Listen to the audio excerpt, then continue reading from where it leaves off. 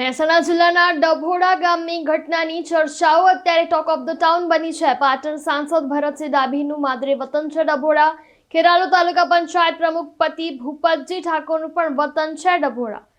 ખેરાલુ તાલુકાના ડભોડા ગામની દૂધ મંડળીમાં ઉચાપત જોવા મળી। મંડળીમાં ટેસ્ટર તરીકે ફરજ બજાવતા શખ્સ દ્વારા ઉચાપત કરાઈ છે। તારીખ 1 ઓક્ટોબર 2020 થી 21 માર્ચ 2025ના ગાળામાં ઉચાપત કરવામાં આવી છે। 14.46 લાખની કાયમી ઉચાપત અને 3.80 લાખની હંગામી ઉચાપત મળીને કુલ 18.26 લાખની ઉચાપત અહીંયા આચરવામાં આવી છે। ટેસ્ટર રેવાજી વાલાજીએ ઉચાપતની વિરુદ્ધમાં ફરિયાદ પણ નોંધાવી છે અને મંડળીમાં ઘી, સાગરદાળ અને મકાઈ ભરડાના વેચાણના નાણાં મંત્રીને જમા કરાવવાને બદલે અંગત ઉપયોગમાં વાપરી નાખ્યાના અહીંયા આરોપો પણ છે। ટેસ્ટર વિરુદ્ધ ખેરાલુ પોલીસ સ્ટેશનમાં ફરિયાદ દાખલ થતા હાલ સન્નાટો છવાઈ ગયો છે અને ખેરાલુ વિધાનસભાની ઘણી બધી મંડળીઓમાં ડખાવવાની ચર્ચાઓ પણ હાલ જોવા મળી રહી છે। ફારૂક મેમણ સાથે ચક્રવાત ન્યૂઝ, ખેરાલુ।